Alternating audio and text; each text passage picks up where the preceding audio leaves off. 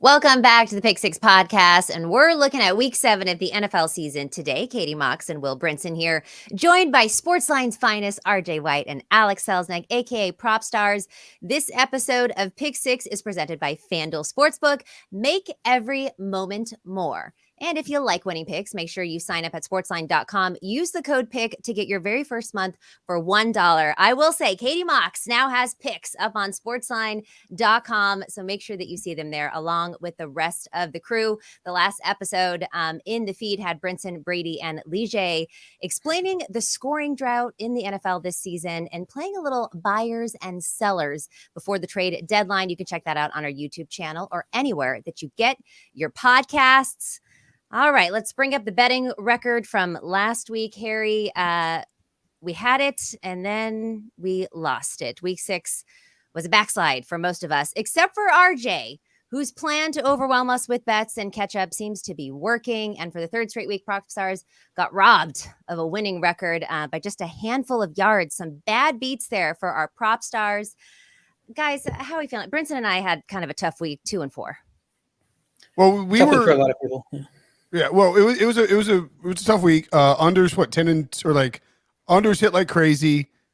I feel like dogs had a really good week in general, or maybe it was kind of even, but the dominant performances we thought we'd get from San Francisco and Philadelphia obviously didn't show up. They both lost outright. And I think too, we were going into that week, Katie, sort of being like, well, we can't stay hot forever. It's I'm RJ's so much more technically sound as a gambler than I am, that when I'm hot, it's I'll know that I'm hot, and we're warm, and I'm it's my undoing and my unnerving, whereas RJ's my formula is locked in and now you're all screwed, right, RJ? Somewhat. I mean, it's I'm reacting to what happens too, but it's just that, when you do it as long as we have, you're pretty confident your long-term record's your short-term record's going to equate to your long-term record. And so if I'm at a 48% or 52% at one point, but I'm 56% long-term, I'm feel pretty confident it's going to be 56 moving forward, and it's not going to be 52. Yeah, I started out slow, and then I started to kind of get hot, just got over 500, and then we're back down to 19 and 20. But guys, we will give it our best shot once again this week. This is a tough week. I think this is a really hard week to pick games against the spread. A lot of quarterback injuries, a lot of just Lions. I don't know. We'll get the games. It's just a lot of big numbers in weird spots. The totals are all really low, so you kind of want to take the dog, but then you start to look at, what's the total in New England? You're well, I should take the Patriots, but I've taken them 6 straight weeks, and they're 1-5 against the spread. I just can't take it anymore. I mean, sort of stuff like that. I will die if the one week you don't take the Patriots. Oh, it's happening. Is the week that they end up covering. Yeah, but guys, we're going to give it our best shot again this week. RJ looking to stay hot. Propstarz probably going to get hot. And Brinson and I will just see what happens. Before we get into the Week 7 slate, guys, please note that these lines are subject to change, as well as the odds are all the way up until kickoff. We're hitting these about 2 p.m. Eastern on Thursday. So definitely make sure that you check with your book before tailing any of these bets. Can I ask a selfish fantasy question of what RJ? What do you guys, the three of y'all, think before we move on? Just because it's for Thursday Night Football, so I'll make it quick. I have Matthew Stafford in my starting lineup right now. Dak Prescott on the bye. Quarterback Anthony Richardson hurt, to quarterback situation in flux. Derek Carr is out there, and I do have our main man Chris Olave on the team. So I was contemplating, and I'm up against Tyreek Hill and Raheem Mostert and Lamar Jackson. So I was kind of contemplating a Derek Carr Olave stack or a Baker Mayfield Mike Evans stack, just to try and it's against the best team in the league and one of my good friends who I would really like beating. Any thoughts on dropping Stafford for Carr or Mayfield? I'd stick with Stafford there. Okay. I'd stick with Stafford as well. I think he has more upside than the other options. And Carr, if Carr didn't give up the red zone touches to Taysom Hill, I'd feel more comfortable starting him. But good point. High leverage touches go to Taysom Hill in that offense. And they're just bad in the red zone anyway. The Saints are, and we'll talk about it when we get there. But the Pittsburgh's pass defense is not as good as you would think, just with their history. So Rams like 5th in DVOA. Okay, all right, done. Moving along. All right, Stafford it is. Okay, let's start with the first matchup we got here. The Cleveland Browns laying a field goal at the Colts. This total 40.5. Is it still 40.5? Yes, it is. Interesting matchup here because you got to think the Browns coming off a pretty emotional win over the 49ers. The defense really, really held strong, but that's got to be a very physical game. You think they got to be a little bit gassed here because that was, again, very physical, very emotional. And then you got the Colts here. Minshew coming off a pretty bad game for him against his former team. RJ, you're leaning towards Indianapolis here. Yeah, I have a best bet on Indianapolis. Deshaun Watson could play, but it's not like he was great pre-injury, aside from that win against the Tennessee offense that a lot of people can pass on. Minshew was a train wreck last week, and I can't sit here and tell you it's going to get better against Cleveland's defense. That's first in yards per play, fourth in yards per rush, second in yards per pass, first on third down. But it can't get any worse than what he had last week. And when Jacksonville scored 37 on them, they really didn't deserve it when you look at the underlying stats for that game for the Jacksonville offense. Indy's defense not highly ranked, but they only allowed 3.8 yards in that game, despite the 37 points.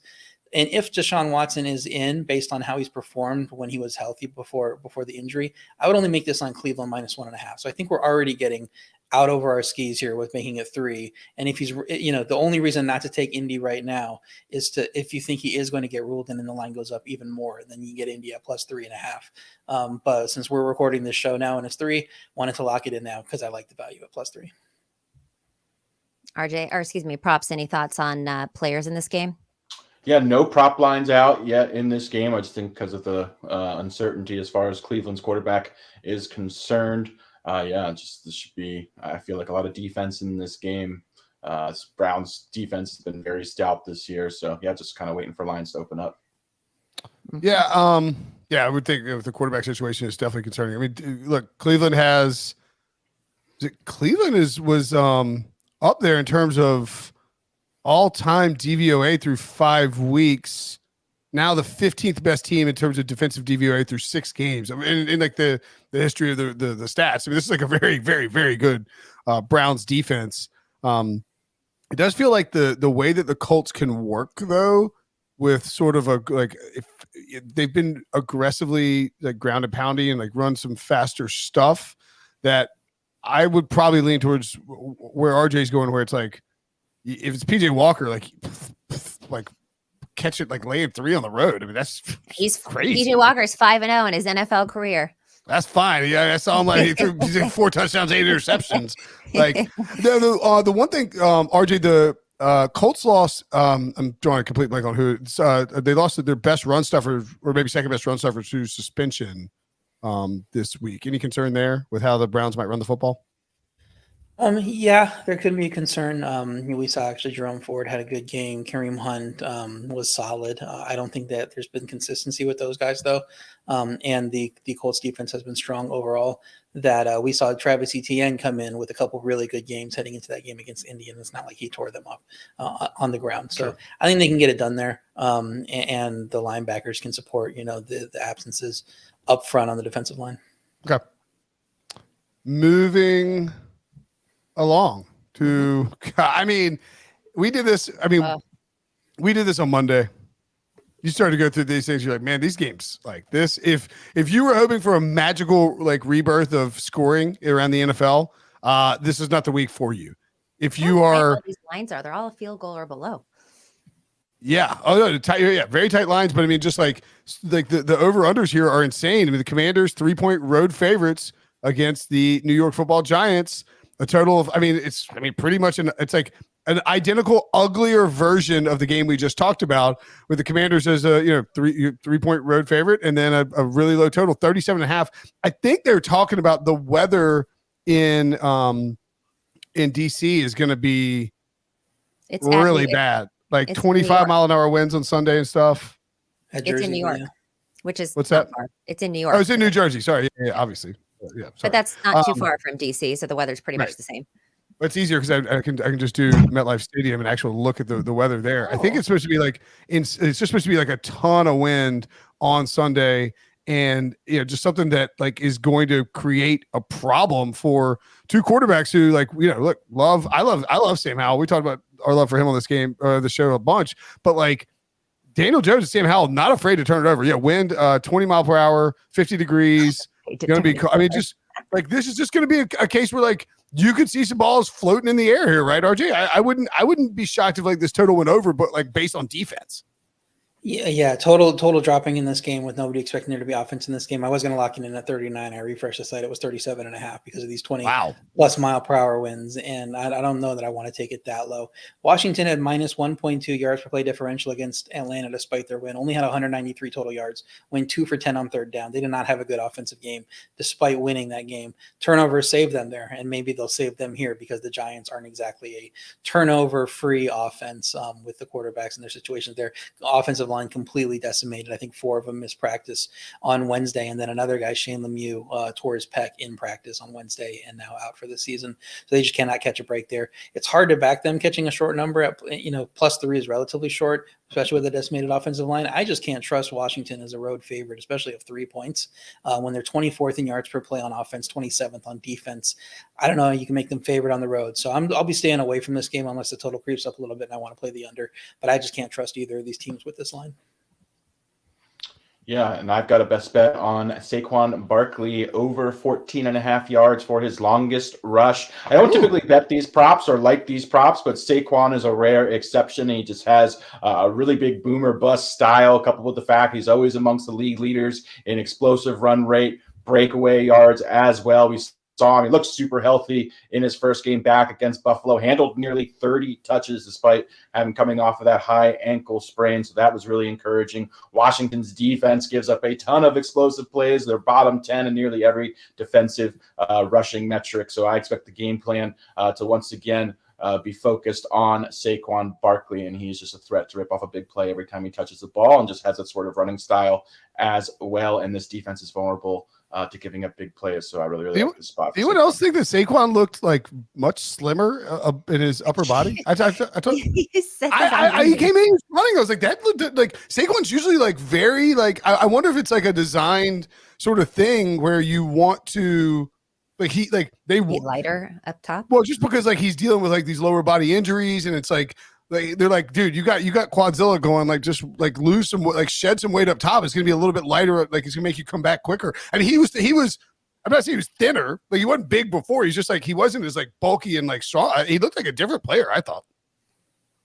I didn't notice, but I'm definitely gonna look at it moving forward. And what his stature looks like. Okay, moving on. Falcons at the Bucks. Bucks laying 2.5 here. This total, again, very low, 37.5. We actually have a lot of best bets on this game. RJ, we'll start with you. You got a little teaser.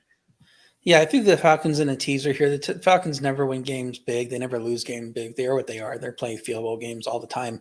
So I like anytime you get a number around 2.5 with them, I like teasing whoever's the plus 2.5 there. Their offense did have a strong game minus the interceptions. Pass offense looks like it's starting to click as long as you deal with those few, issues from the quarterback there. And Desmond Ridder has started like 9-10 games in his career at this point. So it's possible he gets better and that evens out over time. Tampa Bay's defense does well in the red zone. They could not slow down the Detroit passing offense, an offense dealing with a lot of injuries on that side. The run defense for Tampa Bay has been elite in 4 of 5 games, so you worry about that against Atlanta because Bijan Robinson's been a little hit or miss there, but they were also annihilated by Philly. So I think if you have an elite run offense and elite offensive line, you might be able to get what you want to get against this Tampa Bay run defense. And the Tampa Bay offense having trouble with good defenses, and Atlanta is a good defense, 6th in yards per play, 2nd in third down rate, 6th in the red zone. And because they're playing better, and I like their defense better, I'm not that worried about Desmond Ridder on the road. I know that'll come back to bite me when he has no touchdowns, 3 interceptions, and Tampa wins this game with like 2 defensive touchdowns, 24-6. But I'm going to tease Atlanta up as the first leg of my teaser to plus 8.5. No, I like that. Having said that, I'm on the Bucks as the best bet. But it's not like if this was like 4.5, I wouldn't touch it, right? I mean, it's Bucks minus 2.5. You get both teams off a bad loss in terms of the Falcons losing at home by 8 to the Commanders. Desmond Ridder's first home loss in college or the pros, which is just an insane stat.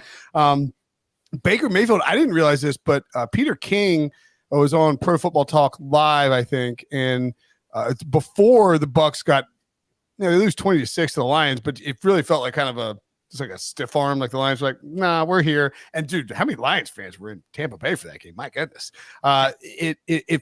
Peter King was right. Ford Field South. Peter King was talking about how like maybe the Bucs are getting a little concerned about is Baker the guy, et cetera, et cetera. And I think you lose the Lions like that, you're embarrassed at home. This is a great bounce back spot for this passing offense with Baker and Mike Evans and Chris Godwin. The Falcons are a massive pass funnel. They are good against the run. They force teams to pass. They're the number 3 pass funnel, I think, in the NFL right now. And on the other side, you have like Atlanta, who's going to want to run the crap out of the ball. It's just what they do. And Tampa's great against the run, like one of the best teams in football against the run. I don't think we see much success for the Atlanta offense on the ground. I think that forces Desmond Ridder to throw. And you've got an opportunistic, aggressive Todd Bowles defense. I like the Bucs to win this one. But I think, like most Atlanta games, it's probably going to be pretty close. On the road, you feel a little bit better on the grass, and Tampa's comfortable there. But so I don't mind RJ's teaser at all. I think that's the 2.5 and the 8.5 is probably a pretty good window from where this game ends up. But I'll take the Bucs as a best bet. Yeah, and I'm going to fade Rachaad White once again. I love this spot to fade him. Under 73.5 combined rushing and receiving yards. Rachaad White has been brutally inefficient this season. Talked about it a lot. NFL's least efficient starting running back. Last week, the Bucs looked to go away from him as well. Keyshawn Vaughn had 1 fewer carry than Rachaad White. Didn't do much with it, but at least the Bucs are looking into other options here.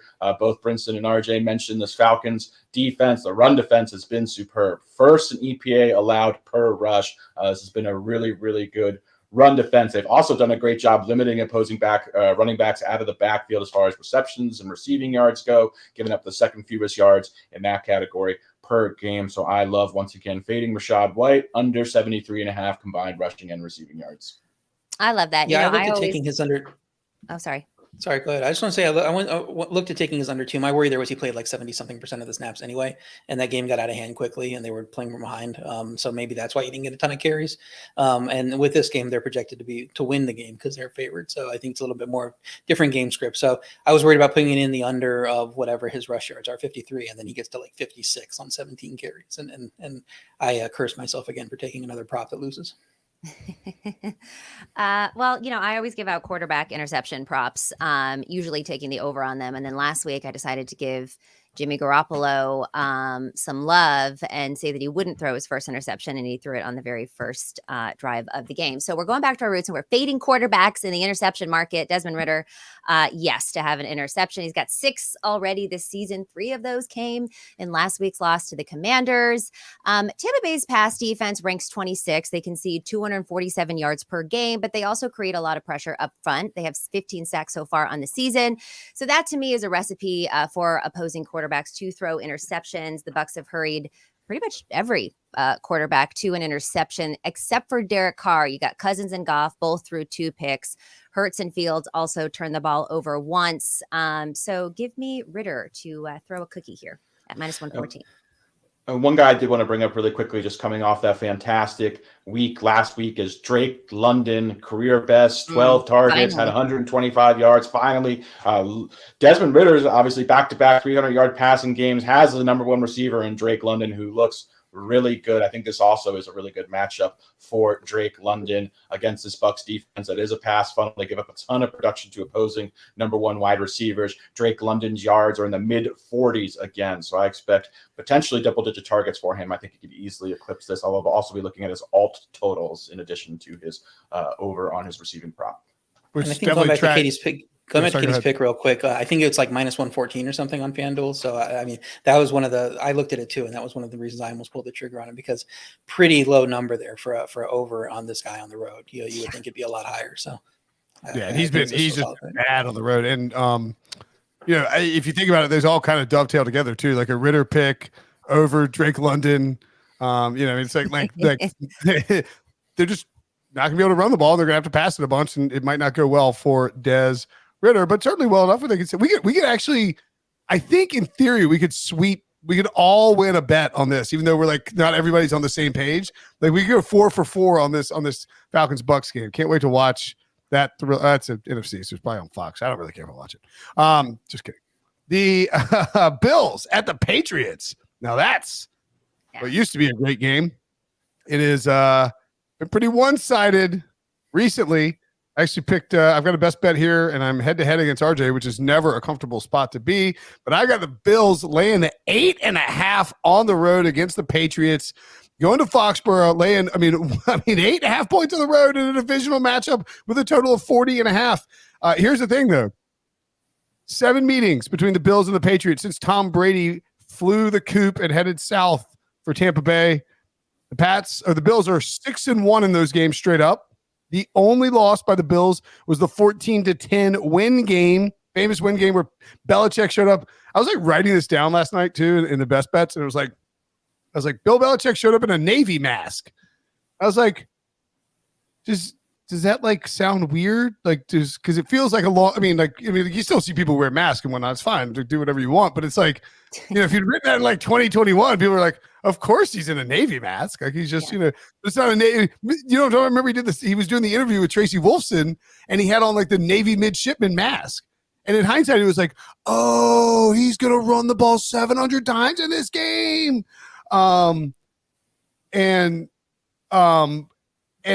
they lost. Belichick ran the ball a ton, but they're 5-2 against the spread. The Bills are in those 7 games. The only time they didn't cover the first one, Week 8, 2020, the first meeting, the Pats were still pretty decent. Had Cam Newton too, I think. 24-21, the Bills won as a 4-point favorite, and then they didn't cover as well in the win game. They've covered -7 at New England in 2020. They've covered -7.5 most recently. They've covered bigger spreads, and that includes a playoff game. So I just think Sean McDermott sees Belichick down bad and is not afraid to run up the score and just put him in a chokehold and snuff him out and really make the Patriots suffer. RJ, I assume you believe this is just too many points for a home team and a desperate Belichick. Yeah, you quote all these Bills stats. Are the Patriots playing the Bills this week? Because it doesn't really look like it to me. That team that showed up against the Giants didn't look like the Bills. Oh God, I was like, are they not playing this week? I was like, did figuratively, does not look like the Bills to me. They scored 14 points against the Giants. Very ugly offensively. Josh Allen hurt his shoulder in that game. He's going to be playing with this injured shoulder. We saw how the elbow injury affected his performance last year. I want a fully healthy Josh Allen. I don't want him throwing the ball with these with this injured shoulder. And then you talk about that win game. That's the one that New England won. This is going to be another win game. It's not going to be as extreme, but still 20+ mile per hour wins. A game where you want to run the ball. This Buffalo defense already 32nd in rush. Heading into last week, I'm pretty sure they're still our yards per rush that have that same ranking. And injured up the middle, of course, with the Matt Milano injury, with the Daquan Jones injury. Those aren't getting any better. Trey White injured at cornerback. So I'm not a big fan of this defense, even though they shut down a very, very limited, very banged up Giants offense and offensive line last week. And with the Josh Allen injury, I just think they focus on running the ball a lot, especially in these conditions. And you're going to see a lot of James Cook, a lot of Latavius Murray in this game. And it's just very, very hard to cover this big number in that type of game where it's going to be low scoring here. So maybe the Bills win this one, but they win it by 4, 6, 7. They don't win it by 8.5. So I like Patriots plus 8.5 as the best bet. I don't know who's going to cover this game. I'm pretty sure the Bills win this game, but I am going to fade the Patriots. I was going to say, we need to get like some sort of like, just like thinking about the guys that cover 3, like when they have like a battle, like if we have a head-to-head, like we need to like play out the beef where it's like, where's the beef, or like something like, or like a I don't know, we'll get sued if we do like Rocky music or something like that, but like, or RJ early edge, we do $100 bets anytime we're on opposite sides, so just throwing that out there. Yeah. Oh yeah, the showdowns. And then there's a song. It's gonna be a showdown. Yeah, we need. That's definitely a violation of of musical rules. All right, well, let's not get anybody sued. I'm going. I'm going to fade the Patriots team total under 16.5. Yes, they scored 17 last week against the Raiders, but they have the second worst offense in the NFL, averaging just 11 points per game through 6 weeks. The 2 weeks prior to that, we all know all they scored was 1 field goal in 2 different contests, or throughout 2 different contests. And the Bills have the 3rd ranked defense, allowing teams just to put up 14.8 points per game. And the Bills have played actually good offenses, which the Patriots are not. So yes, lower scoring game wins all of the things. Give me the under 16.5 for the Patriots team total. All right, we're going to take a quick break here and we come back. More games plus. We have a new segment where everybody is involved. You're not going to want to miss it. We'll be right back. This Saturday, it's back to back college football. Into the end zone. What a throw, starts at noon on CBS Sports Network. Welcome back to Pick Six Podcast. We are doing a new segment this week where we each go around and select a game for a 4-leg parlay, but there are some rules. First, the person with the best record in the previous week gets to add the first leg. Second place goes second, and so on. Ties are broken by a season record. And then the second is by the end, we have to have at least one large plus money dog in there. I guess it doesn't have to be large, just any plus money dog. This is being called the Pick Six Parlay. It is sponsored by FanDuel. Make every moment more. RJ, you had the best record last week, so you go first. Awfully convenient, Mr. White. Yeah, I jumped into the future a few days and found out that we were going to do this segment. So then I decided to go back and make better picks when I got back to the present time. So yeah, that's how I did it. I would have went 8-0 if that was the case. We're also only picking money lines in this. So the people who do get to pick first, kind of get it a little bit easier. And I'm going to be that easy person, and I'm going to take the easy way out and take the Seahawks minus 390 as the first leg of our parlay. Arizona's offense terrible without Connor last week. Seattle's defense impressive versus Cincinnati. Really should have won that game, which we'll get into in a little bit.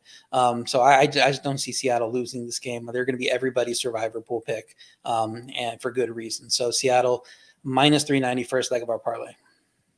That is so tilting because that was, of course, my pick on Seattle. You guys have been. I know we're Seattle truthers, and So let's go. I'm going to take the Rams at home -3, or I guess on the money line. Like the spot, Pittsburgh flying across the country. Obviously, Rams look really good. The offense, especially, I just have a hard time seeing Kenny Pickett-led offense keep up with Matt Stafford and these three very good wide receivers. Even with the running back depth problem for the Rams, I think they're going to throw it all over the Steelers pass defense. So give me the Rams. I think they're a really solid lock to win this week. -168. -168. Yeah, the Rams is going to be my first choice there as well. Look, the Seahawks are a good pick. They're a great pick. Fantastic pick. Tremendous pick. I was going to go with Bills, please. Don't take the Bills, please. Well, but see, here's the thing: is like, do I want to leave Katie hanging with having to pick an underdog? No, I have dogs all week long. I'm good. You get dogs for days. Dogs are barking. Yeah. Dogs. Oh. I was gonna go. So the 2-leg parlay we got so far pays out just even money, and we're gonna have a dog built into there. Yeah. So that means we're have 2 dogs. You could do whatever. No, I know. I'm saying like, let's come out of the gate scorching. Yeah.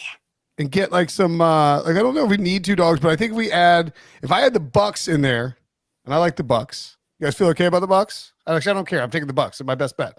Up to you. -136. That gets us to +247. And then Katie, who's got dogs for days, apparently. Dogs for weeks and dogs. Give me the Lions +130 over the Ravens. I think that's a mismatch. Anyways, I'll get into it because it's one of my best bets. But what is that? Okay, so we've got basically Seahawks, 7-1, I believe. Rams, Bucks, Lions, all money line at 7-1. That is your Pick Six parlay. And this is brought to you by FanDuel. Make every moment more. Technically, it's +699. Okay. +699. Nice. Good first start. All right. Well, this is our first parlay. Tail us or fade us. But I feel like this one's going to hit. I actually feel quite good about it. All right. Moving on to the Las Vegas Raiders are laying 3 at Chicago against the Bears. This total is now 38.5. So up 1 point from yesterday. I haven't read any news on Jimmy Garoppolo and his back. I don't think we'll get it until part of the downside of just when we record the show is like you're not going to get the West Coast injury reports on Thursday. I don't believe he practiced on Wednesday, though, right? Correct. It is curious that the total bumped up a point without the line moving. Obviously, we're not. I mean, Justin Fields is doubtful, which basically we're not. Fields ain't playing. I would be shocked if he plays. Man, no backup. Battle of backups.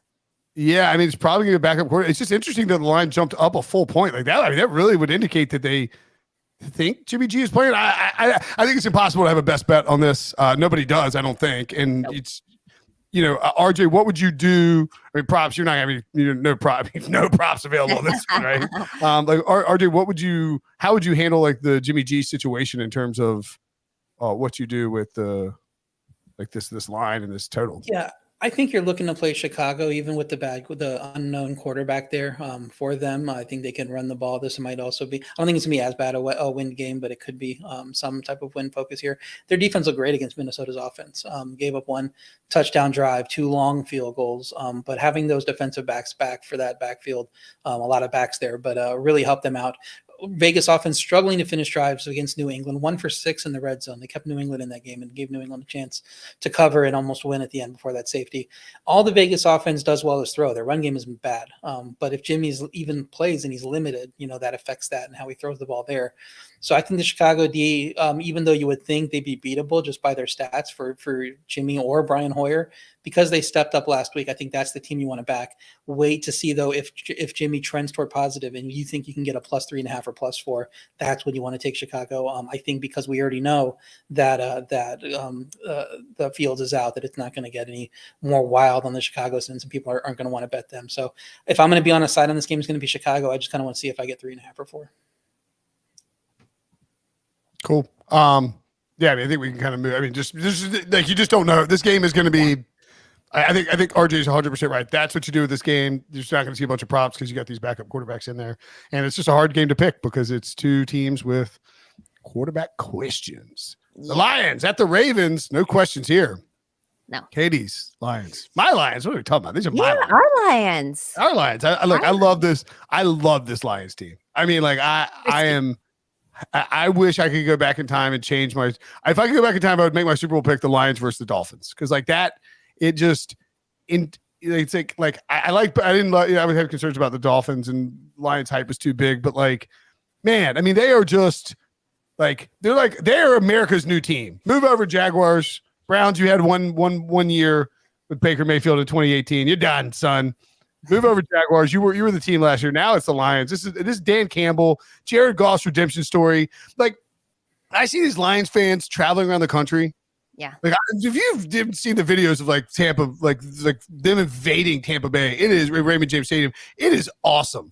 And like, I can't help but think about this stupid college football team that I root for and how we've just lost repeatedly in horrific fashion for like 20 plus years. And like we had a good year, like we won like 9 games and like Dave Doran's done a good job with it. But like a couple years ago, it was like, we're going to Louisville, we're going to Notre Dame. Like it's like we are like everyone is like when the team is good, we are traveling. And that's what these Lions fans are doing.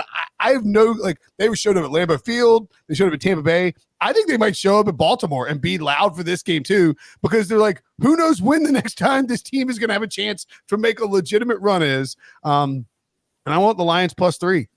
They are I worry a little bit about the injuries with David Montgomery, not likely out. Jahmyr Gibbs is limited to. Craig Reynolds is on the injury report. So I think it's going to have to be the Jared Goff show. But Jameson Williams is back and caught that long touchdown. He stretches the field for them. Amon St. Brown, fantastic. Sam Laporta. And they have a really good passing game, really smart offense. And yeah, the Ravens are a very good football team. But I think getting 3, yeah, the hype train is heavy, RJ. But I'm going to take the Lions +3. And I think it's key to get it in now if you like the Lions. I'm waiting because I just want to see the injury report and see how it looks. They've been dealing with injuries this last few weeks. It hasn't mattered because of who they've played, but this is Baltimore. This is a little bit different team here. Second in yards per play, first in yards per pass, fourth in sack rate, and second in the red zone on defense.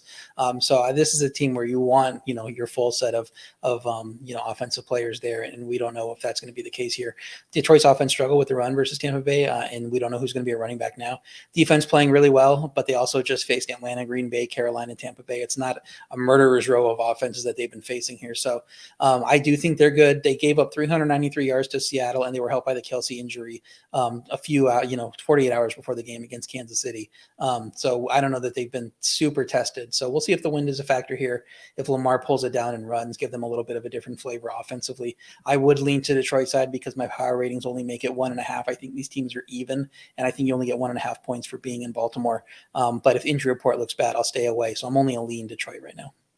I'm all in on Detroit. I gave it for the parlay. I'm giving it now. Lions money line plus Goff over 1.5 passing touchdowns. I know a lot of people are worried about Jared Goff becoming one-dimensional now that the run game is a little bit questionable with Montgomery out, and we don't know if Gibbs is going to play. I'm actually not that worried about it. And you kind of just said it, RJ. Yes, the Baltimore Ravens are second in red zone defense, but if you look at the quarterbacks that they've had so far, you got CJ Stroud. We talked about this on Monday, his very first game in the NFL. You got a banged up Burrow, DTR, Pickett, Ryan Tannehill / Malik Willis. Like, it's not like they've really been tested in the red zone either. And you look at someone like Jared Goff, since week 10 of last season, Goff leads the NFL in EPA per dropback at 0.23 and ranks second with in his pass rating at 105.6. Yes, no Montgomery. We'll see what happens with Gibbs. And the Ravens are always going to be a tough test in the ground game, but the Lions run defense ranks 5th in the NFL in terms of success rate at just 31.7 allowed.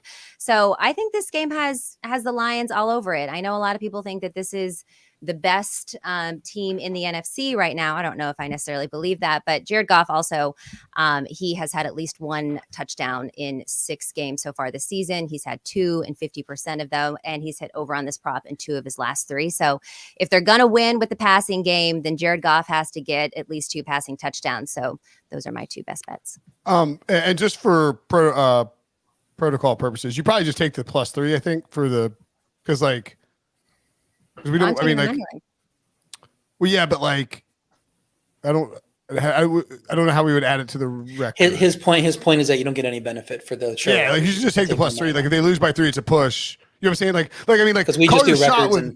Well, just for the best bets, like you won't get like 1.3. You know what I'm saying? Like I see what you're saying. Yeah, right. So because I'm not getting the value on the odds. We're not. Right. I see what you're saying. But I do like that you're saying, like, I think call the shot. Win. I think the Lions are going to win. Yeah, like for Sportsline or whatever. Like if you when you probably put in the money line on Sportsline. I put in money on Sportsline. Yes, exactly, because it's plus 130. Exactly. No, I agree with you. Like that's the play if you like it, and we've got it in the parlay. But for purposes of your record, you would want the 3 points just because like.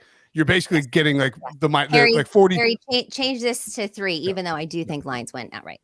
Yeah, you're just getting 40. You're getting 40 cents of free juice and 3 points, which is like it's just important to know because we're doing this for the listeners, you guys out there, and so Katie's saying there she would play the money line over the +3 because she just is confident they're going to win and thinks that's better value. So if you're out there making plays and you back Katie's read on this game, play the money line. But for this podcast, she's going to take the +3 because we're just looking at the records at the end. It doesn't really we're not doing unit sizes or anything here. Yeah. Thank you for that. That will save me potentially. So just wanted to make sure that you got like the Lions lose by 2 and it's like I get a win and you're like I mean I feel like I kind of read the game right or like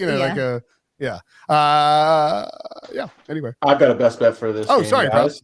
It's okay. It's Mark Andrews over 53.5 receiving yards. Mark Andrews has been solid this season. He's really yet to have a true breakout game. He's yet to eclipse 80 yards in a single game this year, something he did 5 times last year, 7 times in the 2021 season. Everything looks good to me, especially the underlying metrics, elite route participation, air yards, target share, all in the top 95th, 98th percentile at tight end. So everything looks good there. Also playing a Detroit defense that has been a pass funnel. They've also been very generous to opposing tight ends, giving up a ton of production to the position. So this looks like a potential ceiling game for Mark Andrews. That's why I like him to go over 53.5 receiving yards.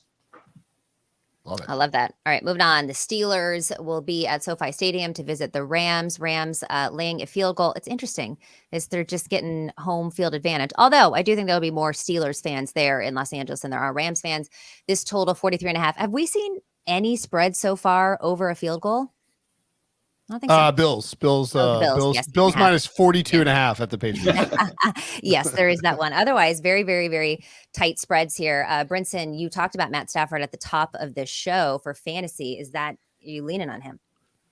Yeah, I think so. And I got the Rams as the best bet. I love LA in the spot. DVOA wise, they're the 12th best team in football and the 5th best offense. Checking at 18th in terms of the defensive ranking.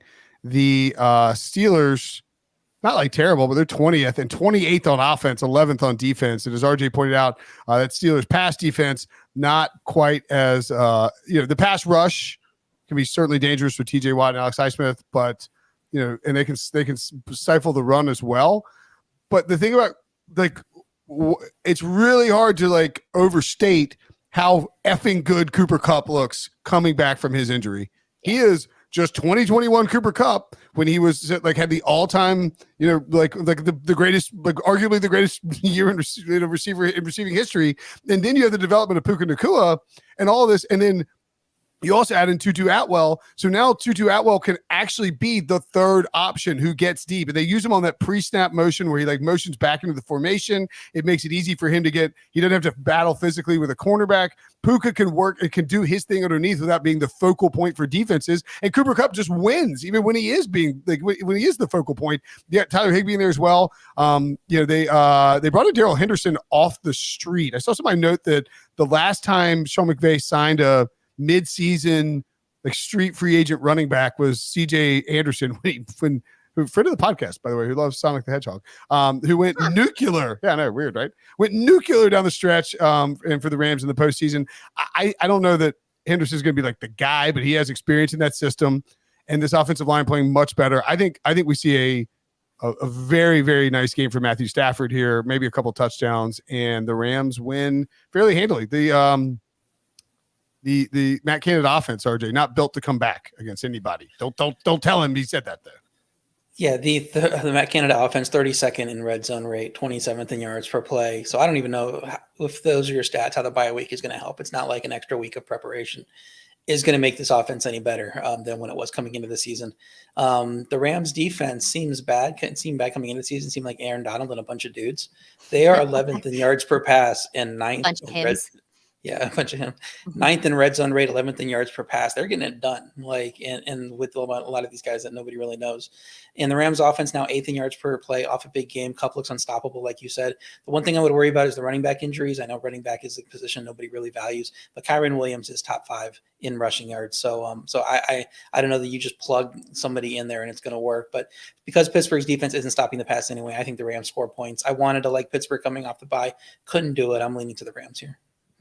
I would argue, though, as far as Kyren Williams is concerned, his situation is elite, but as far as a lot of efficiency metrics, he's actually performed really poorly. So I actually think they'll be able to handle or offset missing him. He's been solid, but yeah, just not very efficient as far as most running back metrics are concerned. And I just think because of how explosive their passing game is, pretty much any running back is going to thrive in that situation. So I don't think it'll be a huge loss personally.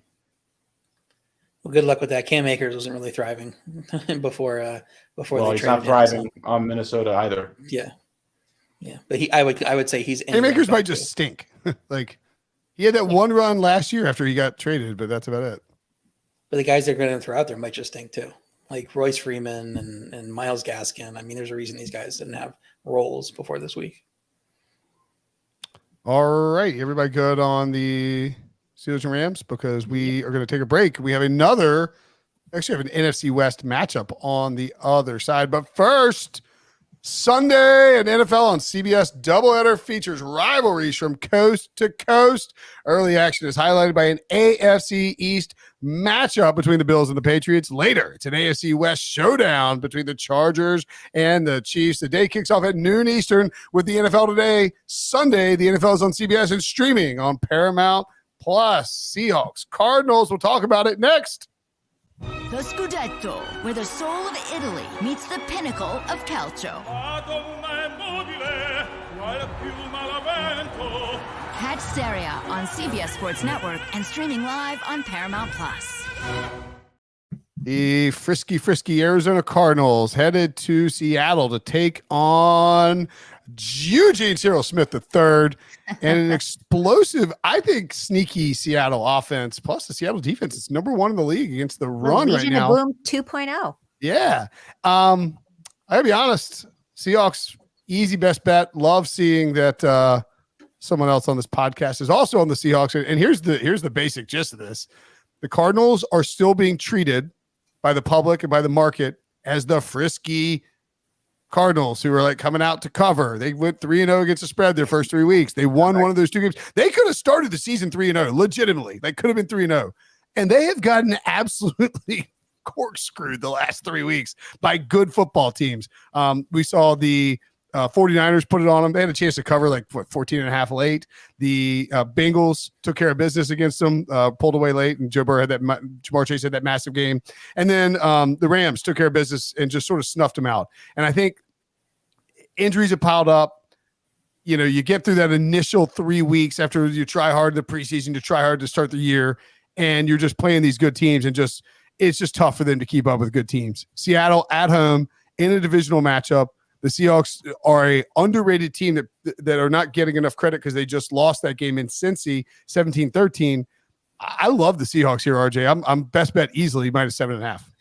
Yeah, Seattle is a good team, and people aren't really giving them that credit. Yep. They dominated Cincinnati in stats. They're killed by that fourth quarter interception that led to a long field goal, but then they had 2 drives after that where it was turnover on downs when they were inside the red zone, where they could have won the game there. Their defense, 9th in yards per play overall, as you mentioned, first versus the run.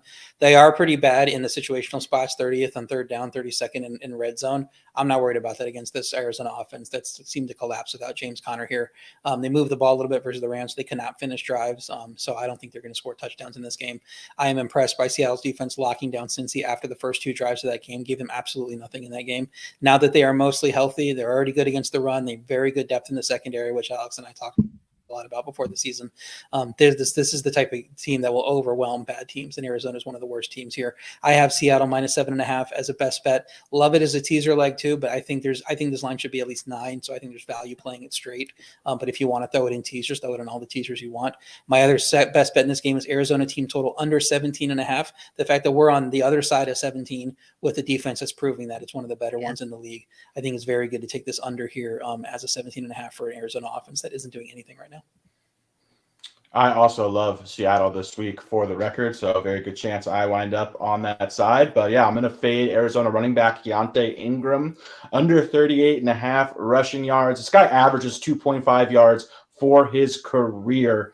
Just not very effective there. Damian Williams got work in the backfield. Amari DiMercado got work. Also, Josh Dobbs accounts for a portion of the Cardinals' rushing share as well. So they're using a 3-back committee with a mobile quarterback. So I just don't know how much work for Keontae Ingram there's going to be. Both Brinson and RJ mentioned how good the Seattle run defense is, first in a lot of categories. So yeah, they've been an excellent run defense. I just think he's going to be relegated to mostly third down duties. I don't see him getting more than 7 or 8 carries versus a very good run defense. Could also be facing some negative game script. So this is probably my favorite prop so far on the board is Keontae Ingram under 38.5 rushing yards. Yeah, ever since James Conner went down, it's just that run game is practically non-existent at this point. Next up, the Chargers in Kansas City. The Chiefs laying 5.5 at home. This total is 47.5. The Chargers usually play up to the Chiefs. Justin Herbert has been known to win a few times in Kansas City. Nobody has any plays on this side, but RJ, what's just kind of like your analysis of this matchup? Yeah, everything here in the matchup says that Kansas City should be favored by a lot more. I have them as 7 points better in my power ratings, and they're at home. So you would figure that they should be like 8.5 in this game or so. But it is just the matchup and the familiarity. These games have been 4-point games the last two times, I think, and then a 6-point game before that. And it's just they're all, or I think the fourth game back was a 6-point game. It's just always close. So I want to love the Chiefs here, but that familiarity I couldn't do it. But the Chiefs games are really turning toward like unders at this point. Their offense does not seem in sync. The receivers have not developed to this point. Defense is looking elite. So I don't, and the Chargers offense looked like a mess against the Cowboys. So I don't know that they're going to show up and be better here. So if I were going to go anywhere in this game, I just go the Chiefs because I think they're so much better than the Chargers. But that familiarity and the fact that the Chargers are addicted to playing 3-point games might come in to anybody that takes the Chargers to help you cash there. Yeah, I mean that's sort of where my head is at. Is like, I think it's like the Chargers play 1-score games every single week. The Chargers and the Vikings just and somebody had a good joke talking about, I think maybe it was like Jeff Schwartz. It was like Jeff Schwartz talking about like on the Bear with the Bear Chris Felico, their podcast over at Fox Sports. It's like somebody was like, just fast forward to the 2-minute warning. One of the Cowboys or the Chargers are going to be up 3 points, and then someone's going to have a chance to go down the field, and either Dak Prescott or Justin Herbert's going to throw an interception, a back-breaking interception that's going to cause America to freak out and debate whether or not Dak can be the quarterback of the star or whether Justin Herbert is clutch or not. And that's literally what we did on the podcast yesterday. It's about like, is Justin Herbert anti-clutch? And so the only concern for me is that the Chiefs have this really good defense and the ability with Isaiah Pacheco and Clyde Edwards-Helaire, and then Jarrett McKinnon, some especially in third down spots, to just melt clock in the second half and keep this game way under if they have a double-digit lead. But the Chargers play so many one-score games, it's hard to get away from at 5.5. Yeah, and I've got a best bet on Josh Palmer over 47.5 receiving yards. Palmer played a team high 98% of the snaps last week, even more than Keenan Allen. So he's on the field for every single Justin Herbert drop back. He's had at least 7 targets in 3 consecutive games. He's an every down player, sans Mike Williams. He is definitely the most reliable wide receiver outside of Keenan Allen in this offense. Quentin Johnson, the rookie first-round pick, just totally raw, unpolished, playing less than 50% of the snaps. Justin Herbert trusts Josh Palmer, who is on the field, like I mentioned, as much as any player in that offense. Obviously, in a game with close to a 50-point total, there could be an uptick in passing volume, at least from the Chargers side. So give me Josh Palmer over 47.5 receiving yards as my final best bet. By the way, just really quickly, I was just going to say on like just looking at Justin Herbert, I mean, Kellen Moore is supposed to like cause this offense to open up and take a ton of downfield shots, and there's some. It ain't that many though. Like against the Interesting stat I heard, Brinson. Yeah, I was going to say, interesting stat I heard on PFF is that Justin Herbert has the fewest turnover-worthy plays of any quarterback in the NFL this season, which you would think on the surface would be a good thing, but in reality, he's just taking no chances down the field. With a quarterback with his sort of arm talent, you would want him to have a lot of turnover-worthy plays because he should be taking shots down the field, but his ADOT is very shallow, and yeah, the Kellen Moore effect has been pretty minimal. He's really just not attacking downfield whatsoever. It's fascinating though, because like Kellen Moore's offense, RJ, in Dallas was vertical, and like the whole point was like Joe Lombardi kept his ADOT so low, and it still just hadn't changed all that much. Maybe Mike Williams is the problem. I'm not sure. Yeah, I was going to say the injury to Mike Williams sucked, and it really reduced what they can do downfield because Quentin Johnson is not that guy right now. They just will not throw him the ball and put him on the field. So you really just have you take away that deep threat at that point, really, because you're going over the middle and short, and you can do that when you have Keenan Allen because just throw him the ball, and he's their version of Cooper Kupp. He's going to pick you up 8 to 10 to 12 yards every play. He's so reliable. So why not just do that? All right, moving on. This game is ugly. I want nothing to do with it. Packers at Denver. Line is virtually a pick on Packers -1.5. RJ, you like Green Bay? Yeah, it's 1.5, but it's shaded to Denver. A lot of ones in the market right now. What I did is I took the money line in this game at -118, just a few cents more than some of these other picks we've been making, these -115 picks we've been making. So I think it's fine to take here, and I don't really want to deal with the one at this point. Green Bay's offense has been mediocre. I think the bye week will help them reset. They had been dealing with a bunch of injuries, not really been able to get in the same page and in any rhythm. Hopefully Aaron Jones is back for this game. If anybody wants to wait and make sure that he's cleared before they play the Packers, I can certainly understand that because they did not look great with him surprisingly out of the lineup the last time they played. I think the matchup also helps. Denver's defense still 32nd in yards per play by a mile, one of the worst defenses we've ever seen per DVOA. And their offense continues to rank well, but they just look unimpressive week in and week out. I was not buying into them, even though the metrics said they were pretty good after a couple weeks. And they're just so inconsistent and not able to score a ton of points here. Green Bay's defense, 9th in yards per pass, solid versus the run. I think Denver caps out at 20 like they've done in some of these games where the metrics have been good, but they can't really push north of 20. And Green Bay can get to 24 plus because Denver's home field advantage, frankly, has not mattered. We thought it would matter, especially early in the season. It always does. And whatever Sean Payton's doing there isn't working because they lost both those games to start the season. So I like backing Matt LaFleur here with 2 weeks of preparation, coming out with a healthier unit, we think, and being able to win this game in Denver. So give me the money line -118 for Green Bay. I also think getting a healthy Aaron Jones will be a big boost for Green Bay's offense. They just have not run the ball effectively whatsoever with A.J. Dillon in the backfield. Aaron Jones was a full participant in practice yesterday, certainly a good indication that he's going to come back after missing last week. So, yeah, I think a healthy Aaron Jones will definitely be a big benefit to the Packers and also Jordan Love. So I like the spot. And we're noting on this game, too, reading from Aaron Schatz with DVOA, which is now over at ftnfantasy.com if you want to check that out. The Denver Broncos coming into week 6 had the worst defense in the history of DVOA through the first 5 games of the season. Now, when we say first 6 games instead of 6 weeks, it's because the 1998 Bengals had their bye in their first 5 weeks, or maybe in week 6. Their 6th game, they lost to the Titans 44-14. So like Denver lost and was okay on defense against the Chiefs, but because the Bengals got blown out so badly by the Titans in '98, they actually jumped the Broncos, who now just have the second worst defense historically by DVOA through the first 6 games of a team's season. Aaron Jones and AJ Dillon. I mean, Aaron Jones could go ballistic here. AJ Dillon is a kind of sneaky too, where like he finally has a good game running the ball. Denver can't stop anybody. Moving along to the final game that we'll talk about today. The Miami Dolphins at the Philadelphia Eagles. Sunday night football. Slogging through all this crap on the slate, 40, 37s, 36s, the totals, and we get a little 51.5 with the Philadelphia Eagles, Jalen Hurts hosting Tua Tagovailoa and the Miami Dolphins, Tyreek Hill in prime time. And Katie, you love the Fins here.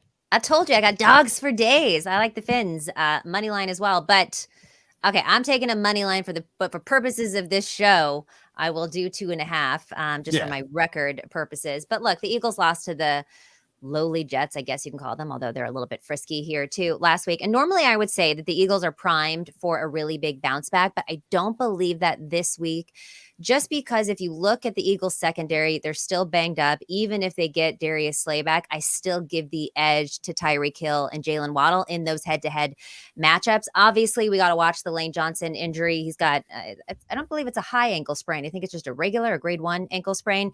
Some reports I read say he's totally fine. He's going to be there. Other reports, he's still questionable. So that obviously is going to be a really big indicator of how this game goes. But look, the Dolphins have swam fine on the road, 2-1 straight up, 2-1 against the spread.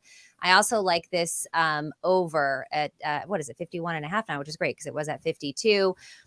I think we're not even talking about it. It's like the Alabama quarterback bowl, right? You got Tua, you got Hurts in prime time. Only Mac Jones is left out of the Alabama quarterback. The fact that those 3 guys are on the same team is wild. And by the way, Lane Johnson, they have not released a practice report for Thursday, but he and Devontae Smith both returned to practice, according to reporters who were at the Eagles practice. That makes a pretty big difference. I don't know, you get 3, but I don't know, RJ, with Lane Johnson and Devontae Smith, if they play, you might get 3. If you get 3, I don't know that you get it very long because of how great this Dolphins offense looks. The New York Giants are the worst offense in the league, 4.05 yards per play. The Buffalo Bills are second, 5.98 yards per play. That, for the math majors out there, is 1.93 yards per play difference. Miami is 2.02 ahead of Buffalo. Miami is literally lapping the field when it comes to offense here.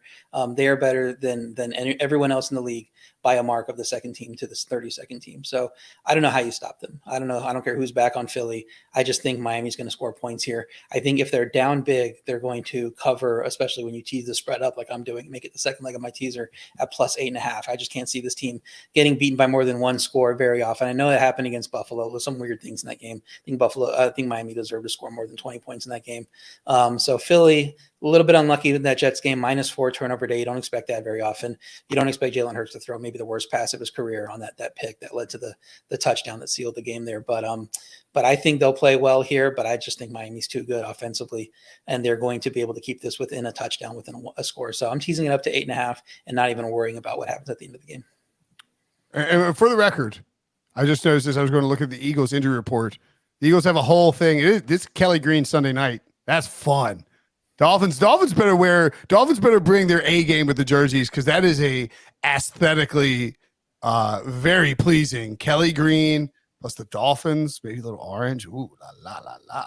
Ooh, I will say, because I am on that over as well. The over has hit in 5 of 6 Miami's last road games, and also it's 2-0 at Lincoln Financial this year. So I expect some fireworks. Love it. All right, that's going to do it for our show today. Let's go ahead and recap the picks for our best bets this week. Harry's going to throw them on screen. Brinson, talk to us. I got the Buccaneers -2.5, the Bills -8.5. I got some big favorites here, but also Detroit +3, the Rams -3, and Seattle -7.5. How about you, Katie? I am taking Ritter for an interception. New England under their team total of 16.5. I like Detroit money line, but I've switched it up on y'all. I'm taking the points with them as well. In terms of this contest, give me Jared Goff over 1.5 passing touchdowns, and then Miami again, like them to win outright here, but I will take the 2.5 points and also the over 52. RJ. I have Indy +3 in that game. I don't even care if Deshaun Watson plays. I don't think that line should be 3. I have a teaser. Atlanta and Miami both teased up to +8.5. All they got to do is keep it close like they typically do. I like New England +8.5 against a banged up Buffalo team. I like Seattle -7.5 and Arizona going under 17.5 points in that game. I think it's going to be a rout. Seattle's just too good there. And I have the Green Bay money line, which you can get at -118 at FanDuel.